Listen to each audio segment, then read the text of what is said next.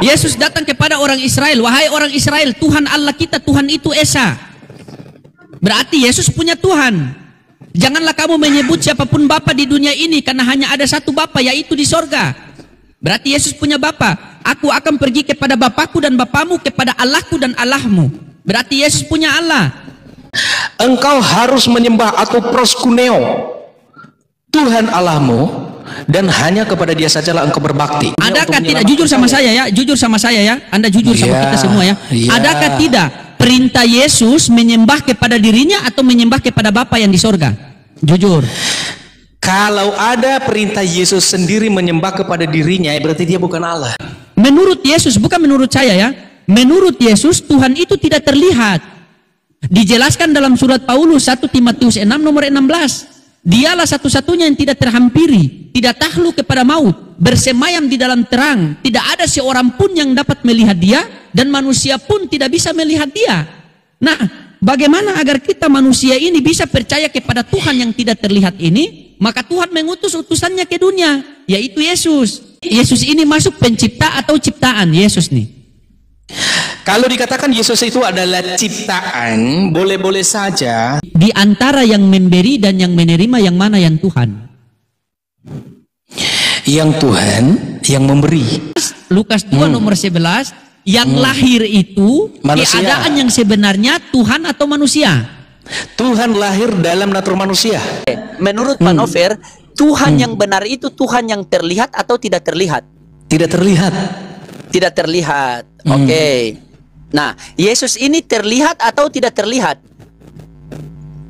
Terlihat dalam natur manusia, tidak terlihat dalam keilahiannya. Tidak, saya tidak tanya itu. Yang saya tanya, Yesus ini terlihat atau tidak?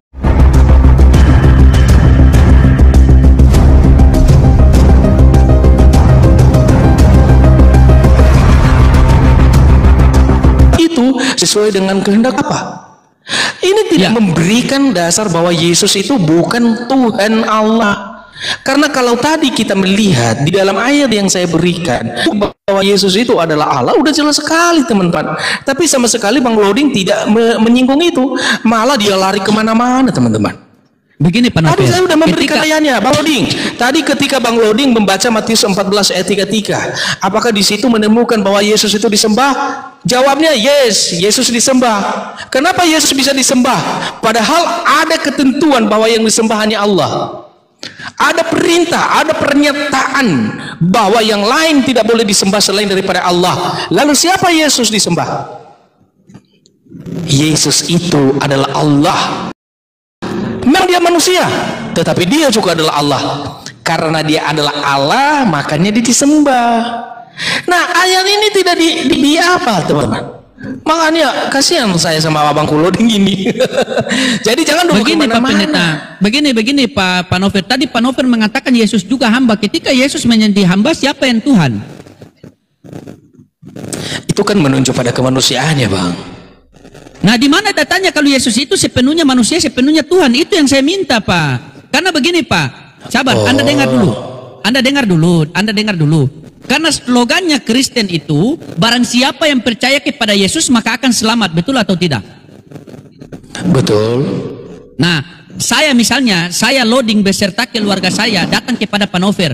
Pak Nover, saya pengen selamat. Bagaimana ajaran kekristenan tentang keselamatan? Nah, Pak Nover mengatakan kalau mau selamat percaya kepada Yesus. Di sini timbul pertanyaan, percaya sebagai apa? Percaya sebagai utusan Tuhan atau percaya sebagai Tuhan? Oh, percaya dia sebagai utusan Tuhan dan Tuhan. Mana dalilnya?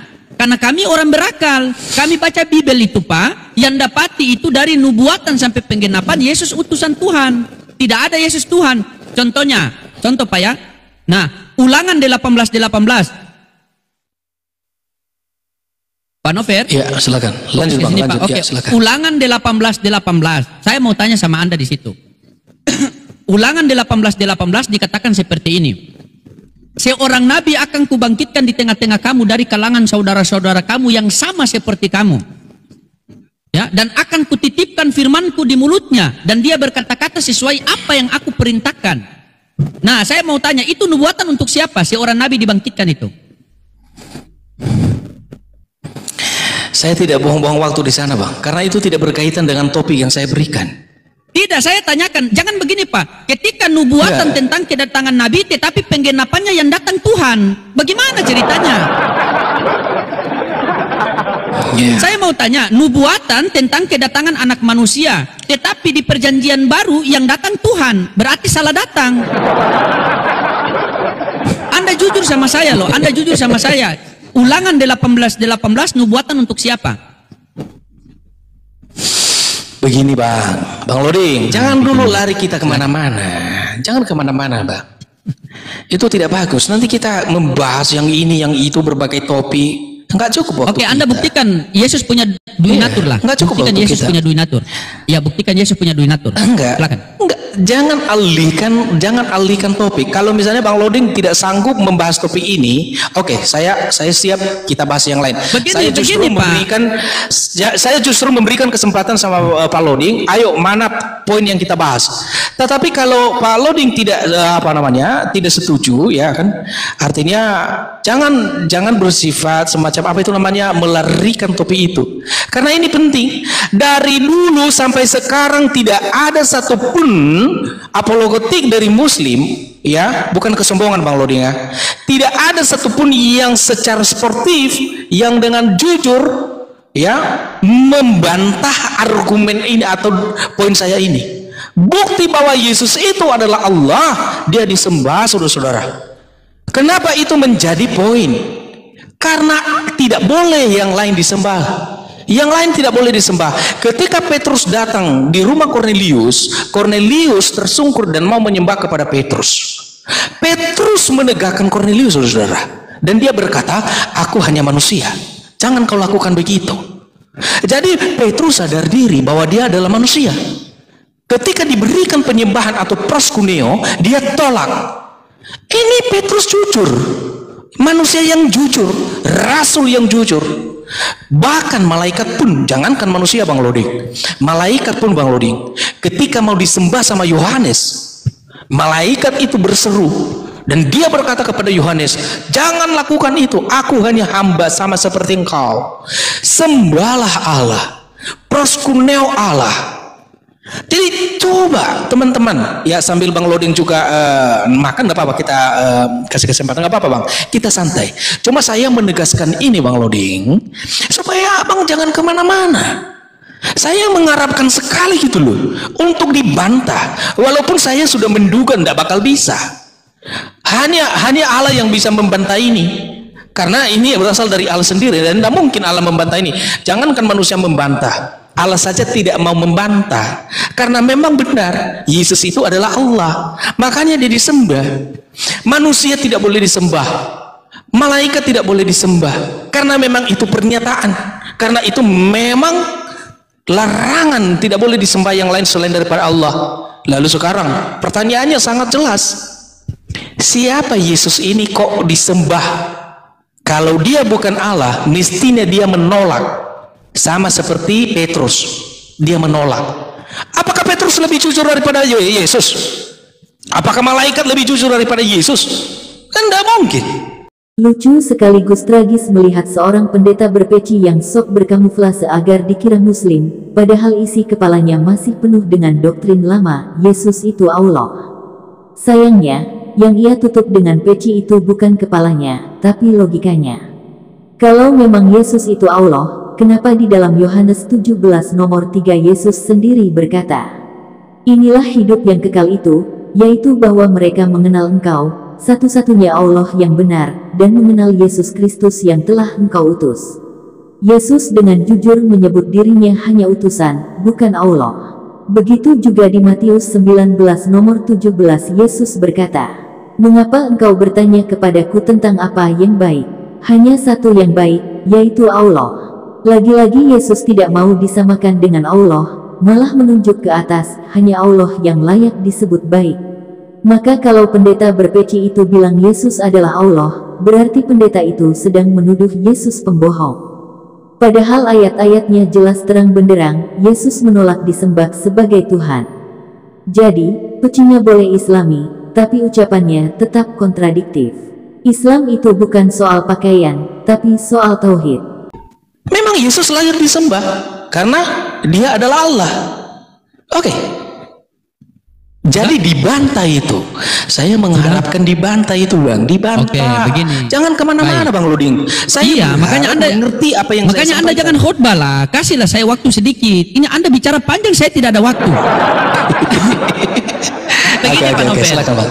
Silakan. Ketika tadi Pak Novel menarasikan, ketika saya bawa di Kisah Para Rasul 3:13, Pak Novel mengatakan itu kemanusiaannya.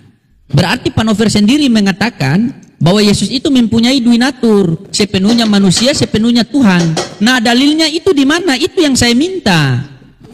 Karena di dalam Bible dikatakan Yesus hamba Tuhan. Anda mengatakan, contohnya Matius 11:25, Yesus mengatakan, aku bersyukur kepadamu Bapa Tuhan langit dan bumi.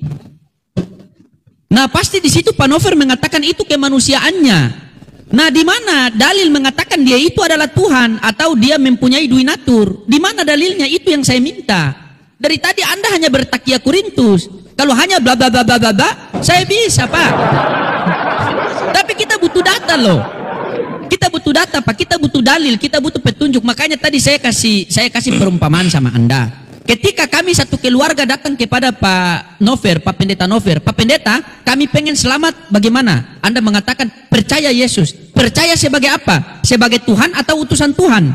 Ketika Anda mengatakan percaya dia sebagai Tuhan, terus bagaimana Yesus mengatakan, kamu menyembah apa yang tidak kamu kenal? Kami menyembah apa yang kami kenal. Berarti Yesus menyembah. Masa Tuhan menyembah kepada Tuhan? Nah, itu satu. Yesus datang kepada orang Israel, wahai orang Israel, Tuhan Allah kita, Tuhan itu Esa. Berarti Yesus punya Tuhan. Janganlah kamu menyebut siapapun Bapa di dunia ini, karena hanya ada satu Bapa, yaitu di sorga.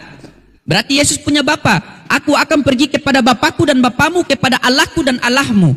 Berarti Yesus punya Allah. Saya, wahai Pak Nover, saya akan pergi kepada Yesusku dan Yesusmu, kepada Bapakku dan Bapamu. Berarti kita berdua punya Bapa dan punya Yesus. Sekarang, sedangkan Anda mengatakan dialah Tuhan, dialah manusia. Mana dalilnya? Bisa tidak Anda tunjukkan dalil sama saya? Baru Anda mengatakan saya ini kemana-mana. Saya tidak kemana-mana. Sampai makan loh saya di depan kamera ini. Di dalam, begini Pak Pendeta. Sabar, sedikit lagi baru Anda. Nah, di Lukas 4 nomor 8, Yesus mengatakan, sembahlah Tuhan Allahmu, kepadanya kamu harus berbakti. Yesus mengatakan, sembahlah Tuhan Allahmu, kepadanya kamu harus berbakti. Lukas 4 nomor 8. Kenapa Pak Pendeta mengikuti Markus 5 nomor 6? Orang kerasukan itu menyembah Yesus. Ketika orang kerasukan itu melihat Yesus, mendapatinya lalu menyembahnya. Apa sama Anda dengan orang kerasukan itu? Sama-sama menyembah Yesus. Coba. Kenapa Anda tidak mengikuti perkataan Yesus sembahlah Tuhan Allah, tetapi Anda mengikuti orang yang kerasukan menyembah kepada Yesus di Markus 5 nomor 6? Nah, sekarang tugas Anda buktikan sama saya di mana dalil mengatakan Yesus itu dui natur, sepenuhnya manusia, sepenuhnya Tuhan. Silakan. Oke, baik. Sambil bercanda kita, Pak, sambil bercanda kita. Asik, baik. Nggak apa-apa itu, biasa itu. Saya mengulang ya pernyataan Yesus waktu dia dicobai di padang gurun, teman-teman. Di dalam Matius 4 ayat 10, saya ambil dari situ ya. Walaupun juga ada di Lukas seperti yang dibacakan tadi. Tapi kita melihat di dalam Matius 4 ayat 10. Maka berkatalah Yesus kepadanya, kepada iblis ya, karena iblis yang mencobai Yesus pada saat itu. Enyahlah iblis, sebab ada tertulis. Perhatikan kata-kata ini. Sebab ada tertulis engkau harus menyembah. Kata menyembah di sini perhatikan Bang Loding, jangan kemana-mana nanti Bang Loding ya. Engkau harus menyembah atau proskuneo Tuhan Allahmu, dan hanya kepada Dia sajalah engkau berbakti. Jadi di sini saudara, yang disembah hanya Allah, tidak boleh yang lain. Siapa yang berkata demikian? Yesus itu sendiri. Kenapa Yesus tidak berkata sembahlah aku? Bukankah Yesus itu adalah Allah? Nah, ini yang perlu saya mentapkan dalam pemahaman teman-teman muslim, supaya tidak terjadi kontradiksi dalam pemikiran yang sangat terbatas itu dan yang belum dicerahkan itu. Karena kalau Yesus berbicara dalam kemanusiaannya, Yesus tidak menyuruh manusia menyembah kepada manusia, enggak. Yesus menyuruh manusia menyembah kepada Allah. Oke? Lalu apakah Yesus itu adalah Allah? Yes. Tetapi kalau dia berbicara dalam kemanusiaannya, maka dia berbicara untuk menyembah kepada Allah. bahwasannya dia adalah Allah. Memang Yesus itu tidak mengemis-ngemis, sembahlah aku, enggak. Jadi memang sudah terbukti di hadapan semua orang dari apa yang dia katakan, dari apa yang dia lakukan, yang itu hanya bisa dikerjakan, dilakukan oleh Allah itu sendiri, sehingga orang tahu bahwa dia ini adalah Allah. Tanpa dia minta-minta, sembahlah aku, orang menyembah kepada dia. Dan ketika dia disembah, itu menjadi bukti bahwa orang itu sudah dicerahkan. Oh, Yesus ini Allah, makanya dia disembah. Sebelum dia datang ke dunia ini, saudara, sudah dinubuatkan tentang kedatangannya oleh Yesaya, oleh Nabi Mika, dan lain sebagainya para nabi, bahwa Yesus itu akan datang ke dunia ini. Jadi Yesus juga selalu berkata, aku datang. Jadi sebelum dia di dunia ini, dia sudah ada. Yesus pernah berkata, sebelum Abraham jadi, aku sudah ada. Nah, ini kan membuktikan bahwa Yesus itu adalah Allah. Jadi kemanusiaannya, saudara-saudara, memang bermula. Artinya bisa kita mengatakan, oh, kemanusiaannya sejak dalam kandungan di rahim seorang anak darah, yaitu Maria. Nah, itu kan kemanusiaannya. Tapi kalau keilahian atau ketuhanannya, itu sudah ada dalam kekekalan, saudara-saudara.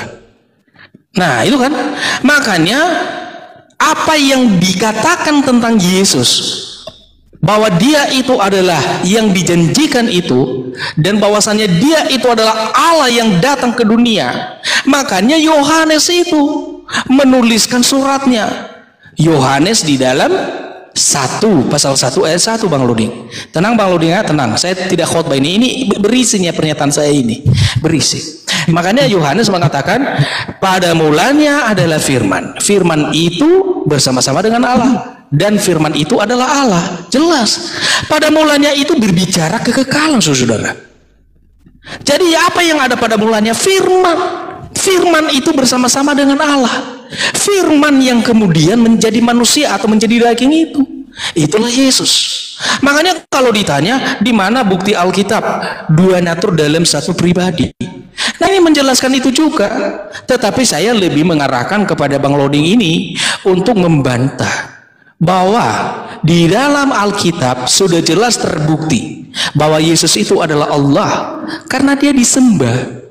Jangan kemudian kalau Yesus berbicara dalam kemanusiaannya atau melakukan sesuatu dalam kemanusiaannya lalu diambillah ayat-ayat itu untuk melindas keilahiannya, itu tidak fair.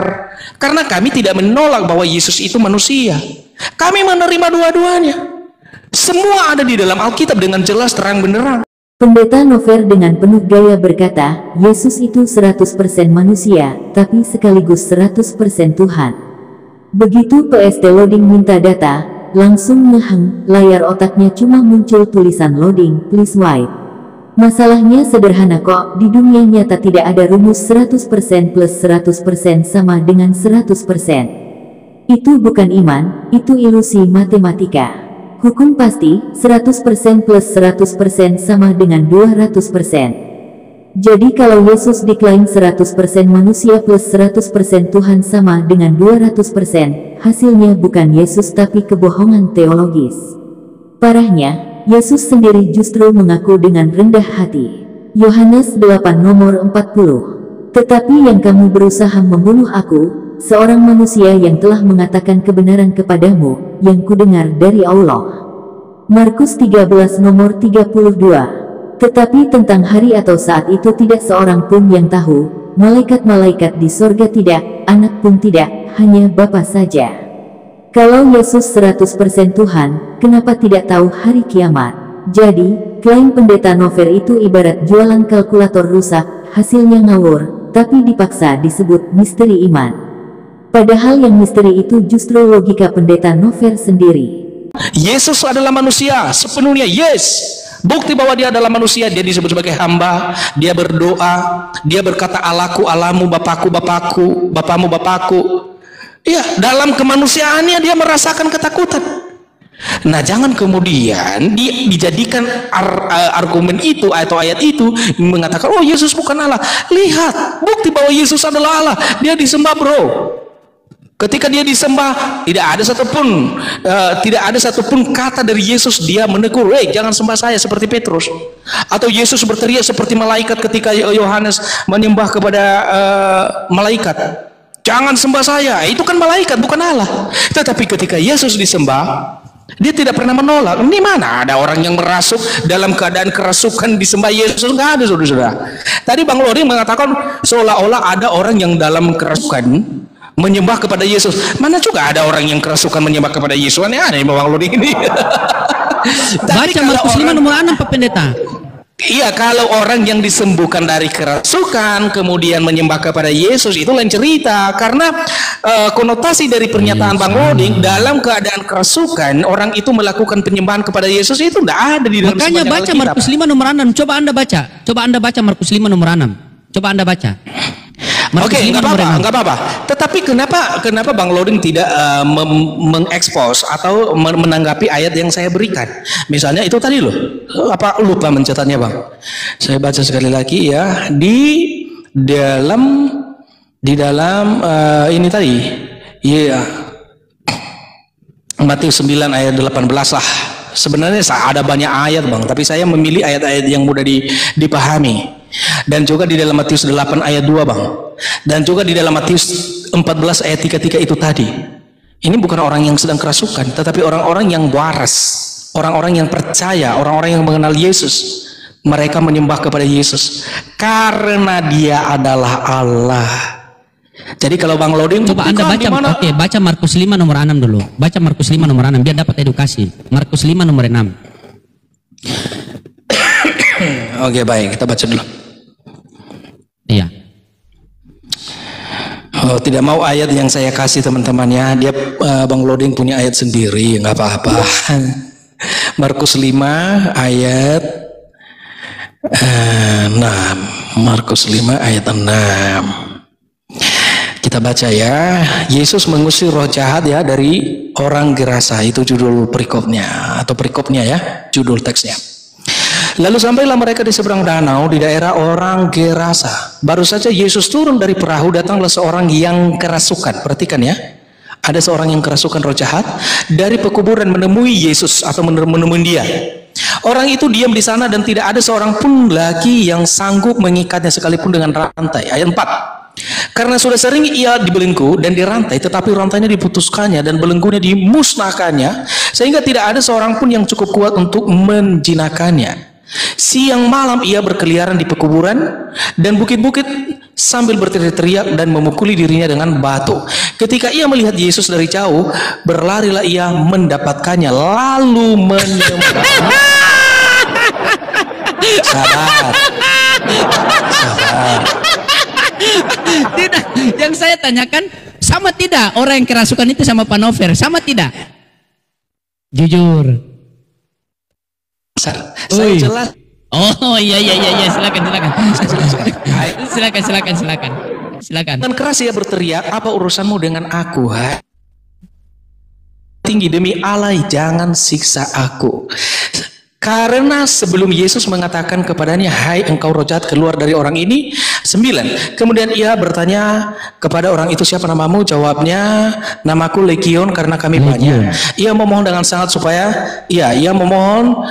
sangat supaya Yesus jangan mengusir roh itu keluar dari daerah itu. Adalah di sana di lereng bukit sejumlah besar. Saya lanjut ya. Saya lanjut ke ayat 13. Yesus mengabulkan permintaan mereka lalu keluar dari roh jahat itu dan memasuki babi-babi itu. Kawan babi yang kira-kira 2000 jumlahnya itu terjun dari tepi jurang ke dalam danau dan mati lemas dalamnya. Maka larilah dengan menjaga itu. Begini aja Bang. Bentar ya. Apa? Iya, ketawa. Yang saya tanyakan itu Markus 5 nomor 6. Yang menyembah Yesus itu orang apa? Kerasukan atau tidak? Jujur. Yang menyembah Yesus itu, perhatikan Bang ya. Iya. Iblis atau roh jahat yang ada di dalamnya, orangnya kan dikendalikan oleh roh jahat. Iya, ketika orang itu dikendalikan, sabar. Ketika orang itu dikendalikan oleh roh jahat, maka dia menyembah kepada Yesus. Sama tidak Anda seperti orang itu? Tapi masalahnya Bang Lodi nggak memahami. Perhatikan dulu. Perhatikan nih. Perhatikan dulu. Sebentar dulu. Nanti kau ketawa. Nanti ketawa. Sabar dulu ya. Nanti. Jangan dipahami bahwa orang itu sebagai manusia yang terdiri dari tubuh, jiwa atau roh menyembah kepada Yesus karena dia dalam keadaan kerasukan. Ketika diajak ngomong sama Yesus, bukan orang itu yang jawab. Yang jawab siapa? Roh jahat. Betul nggak?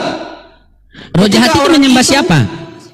Enggak, bentar dulu. Ketika Yesus mengajak orang itu bicara, yang jawab siapa? Saya tanya dulu. Roh jahat atau orang itu? Ya, roh jahat itu kan kerasukan di dalam dirinya. Iya, yang menjawab itu roh jahat yang ada di dalam orang itu atau orang itu sendiri? Roh jahat kan? Iya, roh jahat, bukan orang itu. Iya, berarti roh jahat itu mengendalikan orang itu supaya menyembah Yesus. Sama tidak Anda dengan roh jahat itu sama-sama menyembah Yesus tidak? Berbeda kalau orang itu menyembah kepada Yesus tanpa kerasukan roh jahat, tetapi kalau orang itu melakukan sesuatu lain, itu bukan dirinya, bro. Ya, Bang Loding pernah nggak melihat yang kerasukan?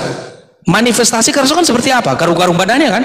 Dia pukul-pukul diri. Saya tanya sama Anda jujur sama saya, Anda sebagai Pak Pendeta ya. Ketika orang itu sembuh dari roh jahat, dia menyembah Yesus atau tidak? Jujur sama saya. Ya jelas dong, dia menyembah kepada Yesus. Mana? Buktikan sama saya di 1,4. Buktikan sama saya. Ketika orang itu sembuh, dia menyembah Yesus atau tidak? Bayangkan, jangankan dia menyembah, dia mau mengikuti Yesus saja, Yesus suruh pulang. Ya, dan bagaimana Anda bilang dia menyembah?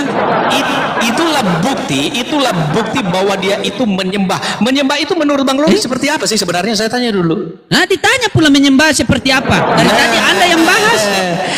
Bagaimana Anda ini? Enggak. Ketika kami mengatakan bahwa orang itu menyembah kepada Yesus dalam konsep seperti yang kami pahami, kata menyembah itu intinya begini, menaklukkan diri pada kehendak Allah dengan mengikut, memberi diri dan lain sebagainya. Nah, orang itu ketika dia meminta supaya dia mengikut Yesus, artinya dia akan menaklukkan diri untuk mengikut Yesus. Dia memberi hidupnya mengikut Yesus. Tetapi bukan Yesus menolak dia, jangan ikutan, enggak. Tetapi Yesus mengarahkan dia dengan cara bagaimana dia harus memuliakan Yesus. Biarlah dia pergi ke sana. Baik, saya paham. Oke, saya paham. Berarti pemahaman di dalam kekristenan adalah menyembah berarti mengabdi kepada Yesus, mengikuti perkataan Yesus, mengikuti pengajaran Yesus, mengikuti pekerjaan-pekerjaan Yesus. Karena Kristen adalah pengikut Kristus, betul kan? Menaklukkan diri pada kehendak Allah. Oke, baik, sabar. Kristen adalah pengikut Kristus, makanya menyembah kepada Yesus berarti lari dari topik. Kan silakan. Sabar, menyembah kepada Yesus. Oke, menyembah kepada Yesus ini bagaimana menurut Anda coba? Ya tadi kan saya sudah jawab, orang yang menyembah kepada Yesus, orang yang mengikut dia, orang yang memberi dirinya pada kehendak Allah atau pada kehendak Tuhan Yesus. Apa yang Anda ikuti dari Yesus? Perkataan, perbuatan atau pengajaran? Jujur. Saya mengikuti apa yang diperintahkan oleh Yesus untuk keselamatan saya, karena untuk itulah Yesus datang ke dunia. Adakah tidak, jujur sama saya ya, Anda jujur sama kita semua ya. Adakah tidak perintah Yesus menyembah kepada dirinya atau menyembah kepada Bapa yang di sorga? Jujur. Kalau ada perintah Yesus sendiri menyembah kepada dirinya, berarti dia bukan Allah. Justru karena tidak ada perintah, makanya dia ada betul. Pendeta Nover selalu teriak lantang, saya ini pengikut Yesus sejati. Tapi kalau kita buka Alkitab, ternyata gaya ibadahnya bukan meniru Yesus, malah copy-paste ajaran Paulus. Yesus dengan tegas mengajarkan tauhid. Markus 12 nomor 29. Hukum yang terutama ialah, dengarlah, hai orang Israel, Tuhan Allah kita, Tuhan itu esa. Yohanes 17 nomor 3. Inilah hidup yang kekal itu, yaitu bahwa mereka mengenal Engkau, satu-satunya Allah yang benar, dan mengenal Yesus Kristus yang telah Engkau utus. Yesus menegaskan hanya Allah yang esa yang layak disembah, sementara dirinya hanyalah utusan. Tapi apa yang pendeta Nover lakukan? Alih-alih mengikuti Yesus, dia justru menuhankan manusia. Siapa yang ngajarin begitu? Paulus. 1 Korintus 8 nomor 6 Paulus menulis, bagi kita hanya ada satu Allah saja, yaitu Bapa, dan satu Tuhan saja, yaitu Yesus Kristus. Lihat bedanya. Yesus mengajarkan Allah satu-satunya yang esa. Paulus mengutak-atik dengan menjadikan Yesus Tuhan baru. Jadi kalau pendeta Nover ngotot bilang dirinya pengikut Yesus, kenyataannya jelas dia murid setia Paulus, bukan Yesus. Peci boleh dipakai, mimbar boleh tinggi, tapi arah sembahannya sudah melenceng, bukan ke Allah yang esa, tapi ke manusia yang Paulus dewa-dewakan. Betul. Ayo, jangan. Anda carikan, Anda mengatakan tadi Anda mengikuti perintah Yesus. Adakah tidak perintah Yesus untuk menyembah kepada dirinya atau menyembah kepada Bapa yang di sorga? Jujur. Ada. Mana datanya? Mana datanya? Kalau ada saya bakar rumah saya sekarang. Oke. Ayo. Baik. Kalau ada data Yesus memerintahkan murid-muridnya atau Kristen menyembah kepada dirinya atau menyembah kepada Bapa yang di sorga, berarti saya bakar rumah saya sekarang. Cepat. Iya. Cari. Bakar Iya. ya. Yang ada itu perintah Yesus untuk menyembah kepada Bapa yang di sorga. Bukan menyembah kepada dirinya karena Yesus menyembah. Bentar, saya kasih. Carikan saya data, cari. Saya tunggu baru kita lanjut. Carikan saya data ya. Perintah Yesus untuk menyembah kepada dirinya. Carikan. Ada. Carikan karena ini kebenaran loh. Tidak boleh kita berbelit-belit dalam kebenaran loh. Iya. Karena ini bukan kita mencari pembenaran, tetapi kita mencari kebenaran di sini. Silakan coba, carikan saya data, cepat. Buka di dalam Ibrani 1 ayat 6. Baca, Bang.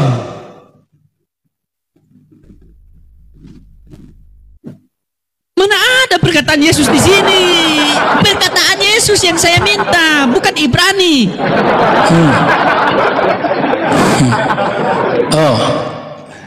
Iya, tidak mau itu.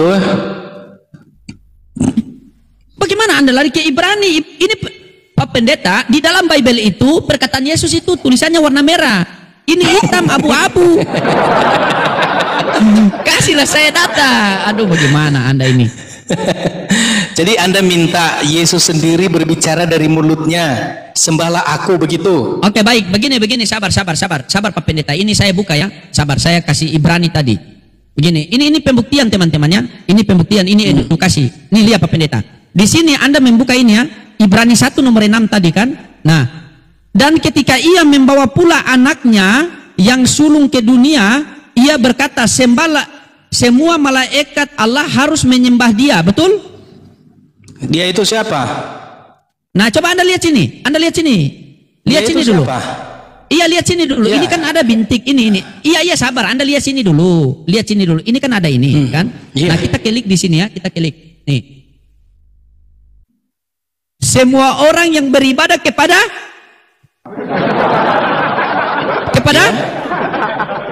Patung. kepada siapa? Beribadah kepada siapa? Ya, jangan baca hanya sampai di situ, Bro. Tidak beribadah kepada siapa? Baca dulu beribadah kepada siapa? Jujur. Loh, itu tidak menunjukkan seperti yang Anda pahami. Bentar ya. Semua orang, bentar dulu. Ini sinkron loh. Ini kan ada bintik. Iya. Ini kan ada titik. Saya klik sini loh. Nah. Iya, buka. Oke, sekarang kita baca. Patung. Baca ya, kita baca. Semua orang beribadah kepada patung akan mendapat malu. Yang menyembah kepada patung akan malu. Orang yang memegahkan diri karena berhala-berhala segala sujud menyembah. Baca dulu, Bro. Baca Mazmur 97. Oh, enggak mau. Di sini loh. Anda jangan tipu. Tidak boleh. Anda jangan tipu saya. Bahaya Anda tipu-tipu ini Pak Pendeta ini. Sengaja nih ini. Masa Anda mau tipu saya? Tidak boleh Pak Pendeta. Perhatikan ya. Anda mau tipu-tipu saya. Itu kawan-kawan. Tadi Bang Loding tidak mau saya baca keseluruhan. Dia hanya kasih. Silakan Anda mau baca satu robot kop, silakan. Anda baca silakan. Itu bibir Anda loh. Anda yang berhak menjelaskan kepada saya, silakan. Mazmur 97 ayat 7 itu begini ya, kalau kita baca secara keseluruhan. Semua orang yang beribadah kepada patung akan mendapat malu. Orang yang memegahkan diri karena berhala-berhala, segala alas sujud menyembah kepadanya. Ayat 8-nya, Sion mendengarnya dan bersukacita. Putri-putri Yehuda bersorak-sorak oleh karena penghukumanmu ya Tuhan. Sebab Engkaulah ya Tuhan yang maha tinggi di atas seluruh bumi. Engkau sangat dimuliakan di atas segala Allah. Ayat sebelumnya, hai orang-orang yang mengasihi Tuhan, bencilah kejahatan. Dia yang memelihara nyawa orang-orang yang dikasihinya akan melepaskan mereka dari tangan orang-orang fasik. Jadi ini sebenarnya mengontraskan bahwasannya yang disembah itu adalah Yesus, sebagaimana orang-orang zaman dulu ya, mereka menyembah bukan kepada Allah yang benar, tetapi mereka beribadah kepada Allah yang benar. Allah yang benar ini yang telah menyatakan diri di dalam Yesus. Allah yang benar itu, lihatlah ayat 9-nya. Jangan hanya fokus di ayat yang ke berapa itu tadi, ayat yang ke-6. Anda keliru, Bang. Karena di dalam ayat yang ke-9 bayangkan teman-teman, Anda dengar teman-teman. Kalau kitab dia tafsir kiri, tafsir kanan. Begitu di Al-Quran tadi saya mau kasih tafsiran, dia tidak mau. Kena Anda sini. Ya, kena Anda sini, kena Anda. Tidak boleh begitu, Pak Pendeta. Ayat referensi yang tertulis di situ itu menampilkan seluruh ayat itu. Masalahnya, Bang Loding hanya menampilkan setengah dari ayat yang sudah ditampilkan. Makanya saya baca di sini di Alkitab saya, bahwa di dalam ayat yang ke-9 itu yang benarnya, bahwa itu tertuju kepada Allah yang benar, bukan kepada ilah-ilah yang itu tadi. Yesus itu adalah Allah yang benar. Yesus itu adalah Allah yang layak dipuji, disembah.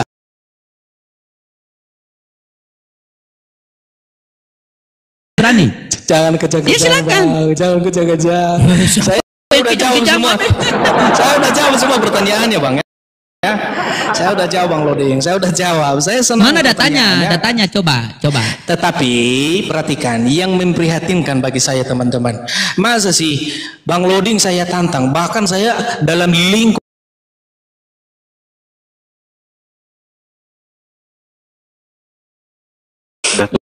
anggap itu orang paling terpinter di apa ini ya, di medsos itu ya.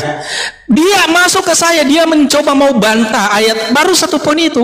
Seperti ini modelnya, seperti Bang Loding ini kemana-mana. Coba, di mana tadi bantahannya dari ayat yang saya berikan ketika Yesus itu disembah? Apakah Yesus menolak? Apakah Yesus menegur? Apakah Yesus merasa bingung dia ketika dia disembah? Enggak, karena memang dia adalah Allah, teman-teman. Kecuali ada ayat di mana Yesus itu menolak penyembahan, baru saya kalah, baru orang Kristen kalah.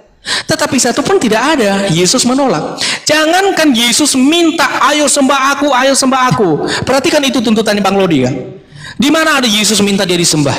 Jangankan Yesus minta disembah dalam pelayanannya ketika mulai pelayanannya setelah dibaptis. Waktu masih bayi, perhatikan Bang, waktu masih bayi Bang Lodi, yang baru dilahirkan masih bisa bicara nggak? Pendeta Nover dengan penuh semangat menuhankan Yesus, bahkan sejak masih bayi. Masalahnya, ia lupa satu fakta sederhana, bayi itu menyusuh. Lukas 2 nomor 16. Lalu mereka cepat-cepat berangkat dan menjumpai Maria dan Yusuf dan bayi itu, yang sedang berbaring di dalam palungan. Lukas 11 nomor 27. Ketika Yesus masih berbicara, berserulah seorang perempuan dari antara orang banyak dan berkata kepadanya, berbahagialah ibu yang telah mengandung engkau dan susu yang telah menyusui engkau. Nah, kalau Yesus adalah Tuhan sejak bayi, berarti Tuhan butuh disusui, butuh digendong, bahkan butuh popok. Tuhan macam apa yang lapar dan haus sampai harus menyusu pada makhluk ciptaannya? Lucu sekali melihat pendeta Nover berusaha menuhankan bayi yang masih mencari puting ibunya. Kalau logika begini tetap dipertahankan, jangan-jangan nanti beliau juga akan bilang, surga ditopang oleh Asi Maria. Padahal Yesus sendiri ketika dewasa tidak pernah bilang, sembahlah aku, melainkan selalu mengarahkan penyembahan kepada Allah yang Esa. Bisa ngomong nggak? Yang baru dilahirkan bisa? Orang Majusi. Enggak. Waktu Yesus waktu pertama sekali dilahirkan. Iya, Anda mau bawa ke orang Majusi menyembah kepada Yesus masih baik kan? Iya, betul. Jadi Berarti keimanan Anda Sebentar, keimanan Anda mengikuti orang Majusi. enggak, bukan itu. Makanya dengar dulu. Yang baru dilahirkan itu bisa bicara enggak? Tidak kan? Oke. Kalau tidak bisa bicara, kenapa sewaktu masih dia bayi, masih belum bisa ngomong apa-apa dalam natur manusia, dia udah disembah? Apakah benar? Siapa yang menyembah dia? Siapa yang menyembah dia? Anda mengikuti orang Majusi menyembah Yesus. Loh, karena memang mereka melakukan yang benar. Berarti orang Majusi punya Tuhan Yesus. Ya memang mereka orang beriman, bro. Mereka percaya bahwa Yesus Allah. Berarti ketika mereka menyembah, berarti Tuhan itu masih bayi. Berarti Anda yakin Tuhan pernah menjadi bayi? Natur manusianya tadi, perhatikan kata saya. Natur manusia, padahal tidak ada datanya. Bagaimana Masa? Anda ini, ya Allah ya Rabbi? Oke, gini Bang Loding, santai Bang Loding. Jangan marah-marah Bang Loding, santai. Matius Tidak, ayat 11. saya tidak marah-marah. Saya ini respect Matius sama Bang 11. Nover loh. Iya, oke. Matius ayat Kita 11. belum pernah diskusi, tapi saya sudah pernah nonton Bang Nover diskusi. Saya respect sama Anda loh. Anda baik loh, serius. Baik, Cuma terima Anda kasih terlalu Bang Loding. kejang-kejang. Iya, santai kita. Begini, Iya, oke, kita Matius. baca aja supaya kita tidak salah paham. Matius 2 ayat 11. Matius 2 ayat 11. Maka masuklah mereka. Mereka itu siapa? Orang-orang Majus. Maka masuklah mereka ke dalam rumah itu dan melihat anak itu. Ya, anak itu siapa? Yesus. Melihat anak itu bersama Maria ibunya, lalu sujud menyembah. Ini kata proskuneo. Sujud menyembah kepada dia atau kepada Yesus.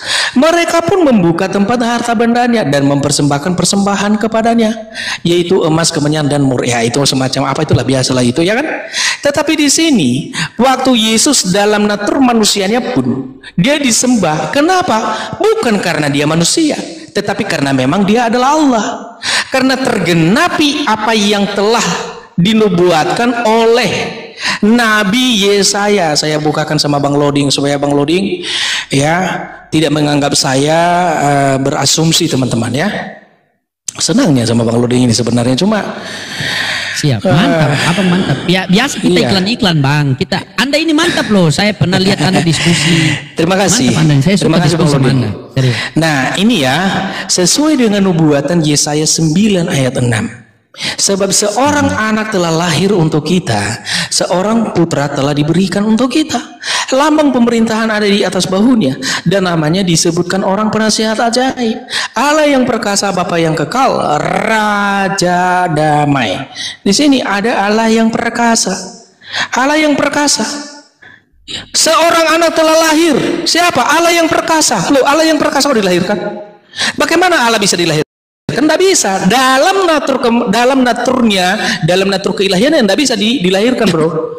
Tetapi ketika Allah itu turun ke dunia dalam natur manusia melalui perawan Maria, dalam natur manusia dia dilahirkan. Makanya orang-orang Majus yang datang ketika mereka melihat Yesus yang masih bayi, sekalipun bayi dalam natur manusia, mereka tahu itu adalah Allah, karena itu adalah nubuatan tentang Nabi Yesaya. Oke. Nah, selesai? Oke, udah disiapkan bantahan teman-teman, silakan dibantah. Bukan bantahan. Tadi kan saya minta. Nah ini saya mau lari ke Wahyu 19 nomor 10. Pasti Anda tolak juga kan? Wahyu 19 nomor 10. Pasti Anda bilang di situ bukan Yesus lagi. Jadi serba salah kita ini. Coba Anda baca Wahyu 19 nomor 10. Ya, Bang Loding bawa saya kemana-mana, diabaikan poin Bukan saya, bawa kemana-mana. Nggak apa-apa, Kan kita saya diskusi. Masa kita cuma mentok di situ? Iya, baik. Wahyu pasal berapa itu? Wahyu 19 ayat 10. Oke, maka tersungkurlah aku di depan kakinya untuk menyembah dia. Tetapi ia berkata kepadaku, jangan berbuat demikian, aku adalah hamba. Nah, justru ini ayat saya, bro. Ya, aku adalah hamba, sama seperti engkau. Pasti Anda bilang itu bukan Yesus kan? Yang memiliki kesaksian Yesus. Sembahlah Allah karena kesaksian Yesus adalah rohnya. Loh, sebenarnya jangan ketawa dulu, Bang. Abang Oh iya. Bang Loding. Iya. Emangnya yang ngomong ini siapa menurut Bang Loding? Ayo saya tanya dulu. Nah kan pasti Iya. kan? Karena tulisannya Iya. bukan merah kan?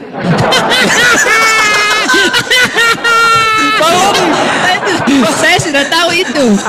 Saya sudah tahu itu Panover loh. Makanya tadi saya bilang, malah saya bawa ke Wahyu, pasti Panover tolak loh. Karena ini pasti Panover bilang, oh itu yang berkata siapa? Padahal tadi di Ibrani, jujur, di Ibrani yang Anda bawa saya tadi itu, Ibrani 1 nomor 6, itu perkataan Yesus atau bukan?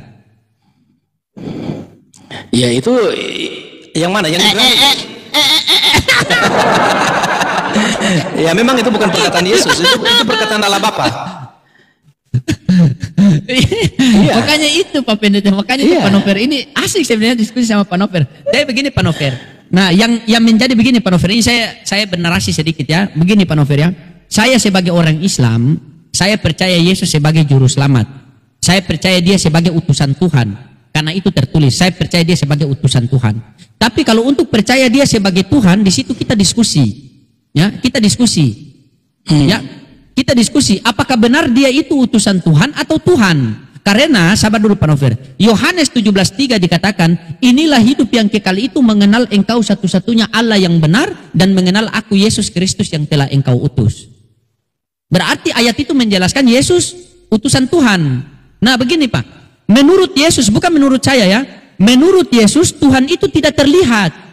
Dijelaskan dalam surat Paulus 1 Timotius 6 nomor 16. Dialah satu-satunya yang tidak terhampiri, tidak takluk kepada maut, bersemayam di dalam terang. Tidak ada seorang pun yang dapat melihat dia, dan manusia pun tidak bisa melihat dia. Nah, bagaimana agar kita manusia ini bisa percaya kepada Tuhan yang tidak terlihat ini? Maka Tuhan mengutus utusannya ke dunia, yaitu Yesus. Makanya di Yohanes 5:37, Yesus mengatakan, Bapa yang mengutus aku, dialah yang bersaksi tentang aku. Kamu tidak pernah mendengar suaranya, rupanya pun kau tidak pernah melihat. Nah, untuk apa Bapa mengutus Yesus ke dunia? Baca Yohanes 3:3-4. Siapa saja yang diutus oleh Allah, maka dia menyampaikan firman Allah. Yohanes 17:8, Yesus mengatakan, sebab segala firman yang engkau sampaikan kepadaku telah aku sampaikan kepada mereka, dan mereka telah menerimanya. Dan mereka benar-benar tahu bahwa aku datang daripadamu, dan mereka percaya bahwa engkaulah yang telah mengutus aku. Kalau berbicara masalah utusan, berarti ada pengutus. Ada utusan, ada pengutus. Kita mau beranalogi bagaimana, kita mau asumsi bagaimana, ketika berbicara utusan berarti ada pengutus. Ada utusan, ada pengutus, berarti ada dua entitas di situ. Nah sekarang pertanyaan kepada Panover, utusan dan pengutus, yang mana yang Tuhan? Iya, oke, baik. Sekarang saya ya. Silakan. Sebelum saya jawab itu, saya memperdalam sama Pak Loding, ya. Wahyu 19 ayat 10, karena sia-sia saudara kalau hanya membuka ayat nggak ngerti ya, terutama penonton-penonton yang terbaik malam ini, walaupun selalu membuli saya dari bawah, nggak apa-apa, itu biasa itu ya. Wahyu 19 ayat 10. Beliau ini orang baik loh, beliau ini orang baik. Saya yakin orang baik seperti dia ini, kita doakan saja. Cuma dua yang Allah berikan, kalau bukan hidayah ajab. Ayo teman-teman baca dulu Wahyu 19 ayat 10 ya, maka tersungkurlah aku. Saya akan menjelaskan secara saya expose ayat ini secara singkat ya Bang ya. Wahyu 19 ayat 10, maka tersungkurlah aku. Ini adalah Yohanes. Di depan kakinya siapa? Di depan para malaikat yang memberi penglihatan itu. Jadi menyembah kepada dia. Jadi Yohanes ini bukan Yohanes Pembaptis ya, tetapi Yohanes yang menulis surat ini.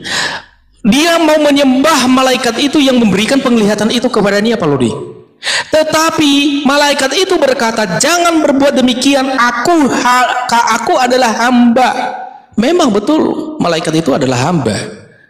Malaikat itu berkata, aku adalah hamba sama seperti engkau. Berarti malaikat hamba, juga Yohanes adalah hamba, dan juga saudara-saudara yang lain, rasul-rasul yang lain.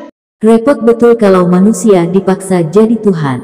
Inilah akibat menuhankan hamba, urusan sederhana jadi ruwet.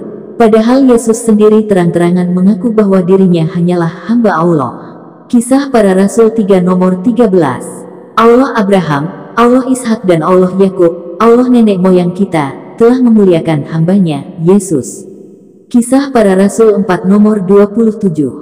Sebab sesungguhnya telah berkumpul di dalam kota ini Herodes dan Pontius Pilatus beserta bangsa-bangsa dan suku-suku bangsa Israel melawan Yesus, hamba-Mu yang kudus.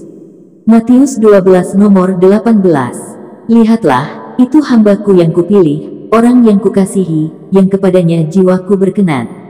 Jelas sekali, Yesus disebut hamba Allah. Kalau hamba sudah ditarik jadi Tuhan, berarti pendeta yang menuhankan Yesus itu sedang sibuk menyembah hamba, bukan menyembah sang penguasa. Sungguh ironis, sementara Yesus rendah hati mengaku hamba, para pendeta justru keras kepala menjadikannya Tuhan. Jadi, siapa sebenarnya yang lebih jujur? Yesus atau pendeta itu? Jadi malaikat berkata sembahlah Allah. Ini penekanan yang lebih jelas lagi sebenarnya. Di sini sebenarnya proskuneo Allah. Jadi yang disembah hanya Allah. Makanya dari tadi saya balikan, kenapa Pak Loding tidak pernah nyentuh sedikit pun ayat itu, bahwa Yesus itu disembah. Kenapa gitu loh? Malah fokusnya pada kemanusiaan, bahwa Yesus itu adalah manusia, dia berkata Allahku, Allahmu, dia berdoa dan lain sebagainya. Apa yang terakhir tadi? Yang terakhir tadi yang barusan, yang tadi saya mau jawab. Apa tadi yang terakhir, Bang? Aku akan pergi kepada Bapakku dan Bapamu, kepada Allahku dan Allahmu. Iya, betul. Itu penekanan. Itu penekanan bahwa Yesus itu adalah manusia yang akan kembali ke surga dalam natur kemanusiaannya. Karena memang dia dari sana. Oke, dan Yesus berkata, aku ya pergi kepada Bapakku dan Bapamu, Allahku dan Allahmu. Yes. Karena memang dia adalah manusia. Kecuali kalau Yesus bukan manusia, Pak. Baru kita menanyakan kenapa dia berkata demikian. Makanya dengan sempurnalah Alkitab itu, kalau dipahami dengan utuh, dengan baik, itu tidak membingungkan sama sekali, bro. Kenapa Yesus bisa berdoa? Ya dia manusia. Kenapa Yesus punya Allah? Bukankah dia Allah? Dia juga manusia, makanya dia punya Allah. Kenapa Yesus berdoa padahal dia Allah? Dia juga manusia, bro, makanya dia berdoa. Jadi memang betul, seolah-olah tadi ketika Pak Loding menuduhkan, oh kalau kita menekankan ini lari pada natur manusia, lari kepada natur ilahi dan lain sebagainya. Ini itu bukan retorika, bro. Tetapi itu memang kebenarannya. Karena memang Yesus itu adalah Allah sepenuhnya dan manusia sepenuhnya. Yesus sendiri membuktikan dirinya adalah Allah, bukan semata-mata karena dia disembah sebenarnya, tetapi karena dia melakukan pekerjaan-pekerjaan yang itu hanya bisa dikerjakan oleh Allah. Contohnya, dia mengampuni dosa. Siapa yang berkuasa mengampuni dosa selain daripada Allah? Gak ada. Bahkan Yesus dikatakan sebagai pencipta. Alkitab dengan jelas mengatakan demikian. Loh, ada berapa yang menciptakan? Hanya satu yang menciptakan, Allah. Lalu kenapa Yesus juga dikatakan sebagai pencipta? Ya karena dia adalah Allah. Dialah Allah yang pencipta itu yang kemudian menjadi manusia. Itu loh. Iya, begitu Bang Loding. Jangan sedih Bang Loding, jangan sedih. Silakan, saya kembalikan jawab. Bukan Pak, dari tadi begini Pak, kita santai-santai. Anda mengatakan tadi bahwa dia hamba, dia berdoa, dia hamba, dia berdoa. Nah ini ketika dia jadi hamba, dia berdoa kepada siapa? Ya kepada Allah lah.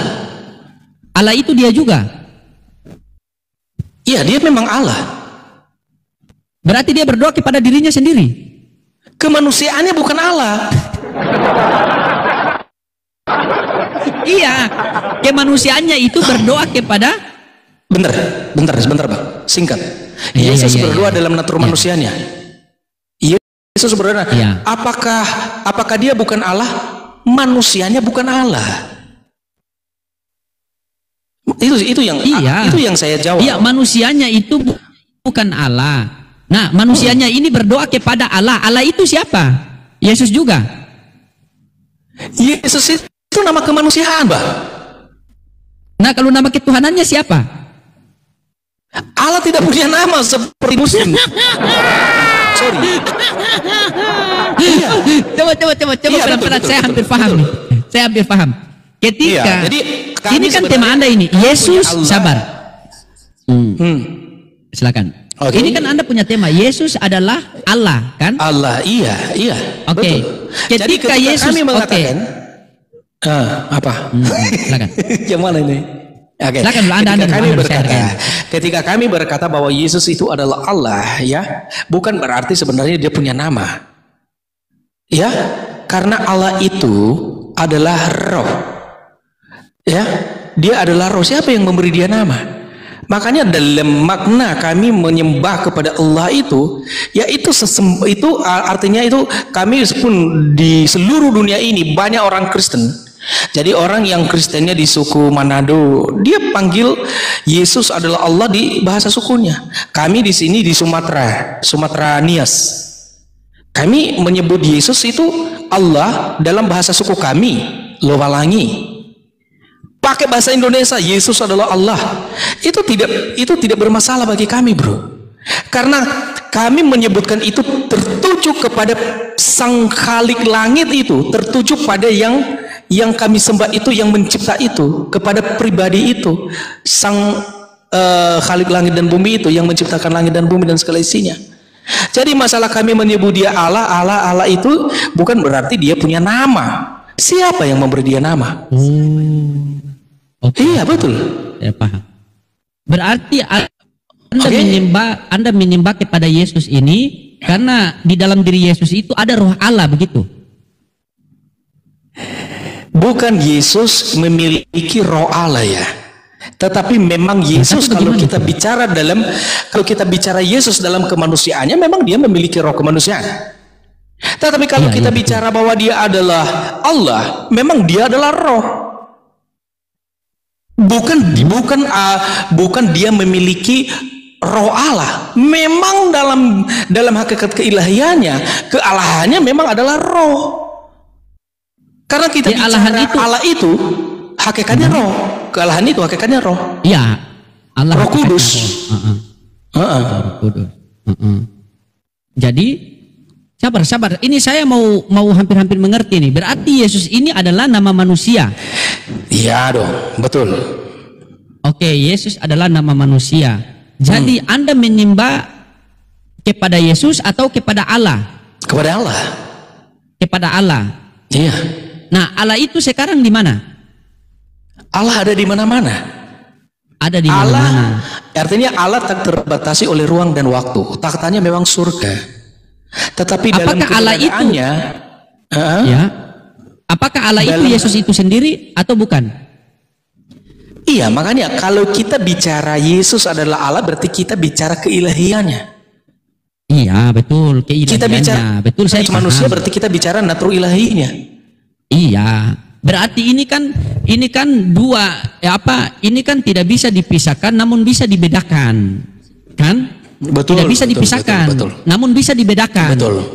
Ya, berarti di yang dalam bisa diri dibedakan Yesus ini yang mana natur ilahi, yang mana natur manusia, itu bisa dibedakan. Betul. Oke, berarti ketika Yesus menghidupkan Lazarus, Yesus merubah air menjadi anggur, itu natur ketuhanannya. Itu membuktikan bahwa dia adalah Allah. Itu membuktikan bahwa dia adalah Allah. Iya. Ya, atau bukannya Allah yang melakukan itu melalui pelantaran Yesus, bukan? Perantaraan itu kemanusiaannya. Iya, berarti Yesus ini pelantara antara kita manusia dengan Sang Maha Pencipta. Makanya dikatakan utusan. Iya, jadi manusianya itu disebut sebagai utusan. Dalam kemanusiaannya dia menjalankan misi keselamatan melalui mati di atas kayu salib. Kemanusiaannya, keilahiannya bagaimana? Sebagai Allah yang Maha Ada, memang ikut terlibat di situ. Karena Allah tak keilahiannya itu ada dalam dirinya atau tidak? Kalau kita mengatakan ada di dalam dirinya, kita membatasi yang tak terbatas menjadi terbatas. Itu tidak boleh. Tetapi kita mengatakan, jadi keilahiannya di mana itu? Ada terlibat, karena dia ada di mana-mana. Terlibat di situ, karena ada di mana-mana. Pendeta Nover Hobi teriak, Yesus itu Allah. Padahal kalau Yesus ditanya langsung, jawabannya justru sebaliknya. Jadi siapa yang lebih jujur, Yesus atau Pendeta Nover? Yohanes 17 nomor 3. Inilah hidup yang kekal itu, yaitu bahwa mereka mengenal Engkau, satu-satunya Allah yang benar, dan mengenal Yesus Kristus yang telah Engkau utus. Markus 12 nomor 29. Jawab Yesus, hukum yang terutama ialah, dengarlah, hai orang Israel, Tuhan Allah kita, Tuhan itu esa. Yohanes 20 nomor 17.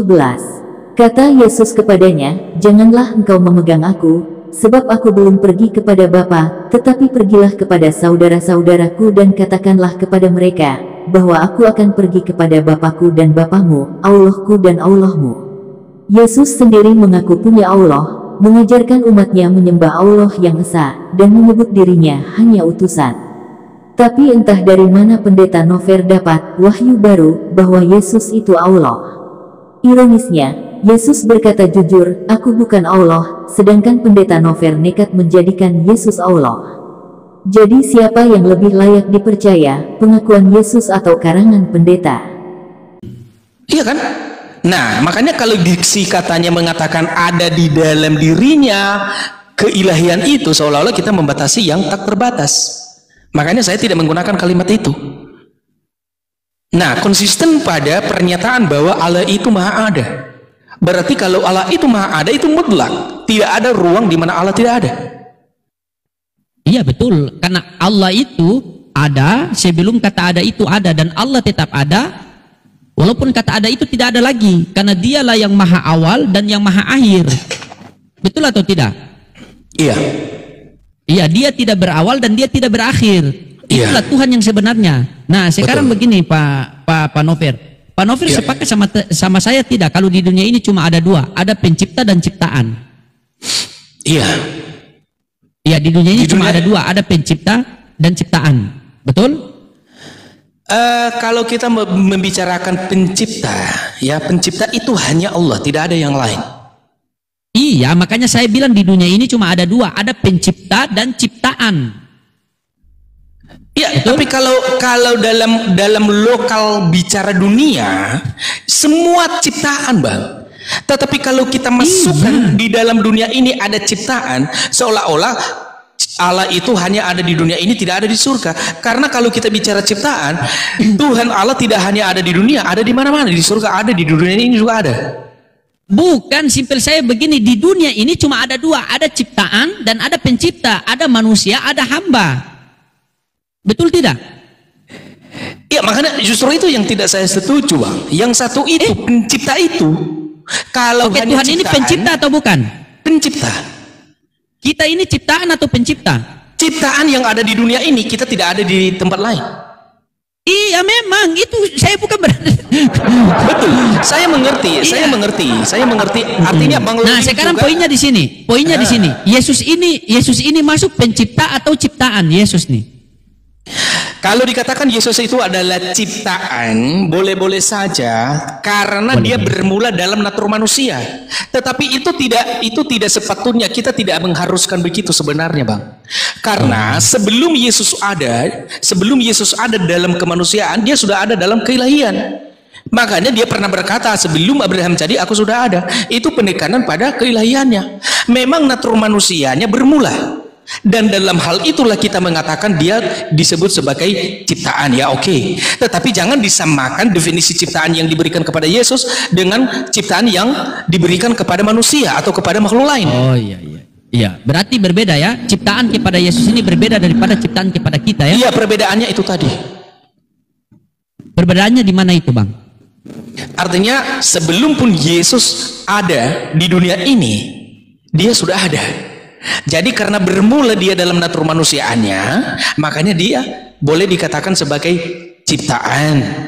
Tetapi perhatikan, itu hanya tertuju kepada kemanusiaannya, dan kemudian kemanusiaannya itu ya betul-betul ya ada, betul-betul bermula. Jadi sebelum inkarnasi tidak ada kemanusiaan itu, tidak ada daging itu. Makanya dalam hal itu bisa dikatakan ciptaan, karena bermula dia. Biar saya dapat poin, saya catat dulu. Jadi poinnya Yesus ini pencipta atau ciptaan? Ya bolehlah, silakan, bisa juga menggunakan itu, boleh.